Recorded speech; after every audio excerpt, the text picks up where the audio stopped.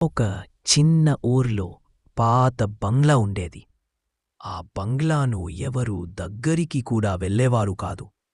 ఎందుకంటే రాత్రివేళల్లో అక్కడి కిటికీల్లోంచి ఎవరో ఏడుస్తున్నట్టు శబ్దాలు వినిపించేవి.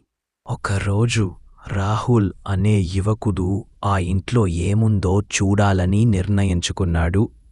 రాత్రి 12 గంటలకు టార్చ్ లైట్ పట్టుకుని లోపలికి అడుగుపెట్టాడు.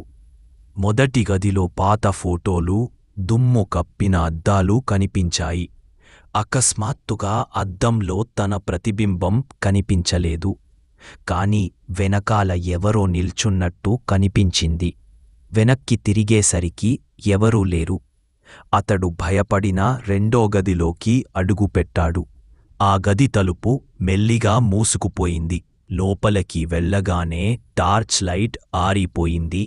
చీకట్లో ఒక చల్లని చెయ్యి అతని భుజంపై పడింది. ఇక్కడికి ఎందుకు వచ్చావు అన్న భయంకరమైన స్వరం వినిపించింది. రాహుల్ భయంతో పరుగెత్తి మెట్లవైపు వెళ్ళాడు. కాని మెట్లు ఎక్కుతున్న కొద్దీ అవి అంతంలేని పొడవైన మెట్లు అయ్యాయి. ప్రతి అడుగులోనూ వెనకాల పాదాల శబ్దం వినిపిస్తుంది. ఒక్కసారిగా అతడు కిందికి లాగబడ్డాడు. మెలకు వచ్చేసరికి అతను మూడో గదిలో బంధించబడ్డాడు.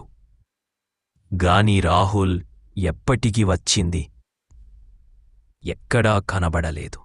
అప్పటినుంచి ఆ బంగ్లాలో రాత్రివేళల్లో 2 స్వరాలు వినిపిస్తుంటాయి. ఒక పాతదైన స్వరం, మరొక యువకుడి కేకలు.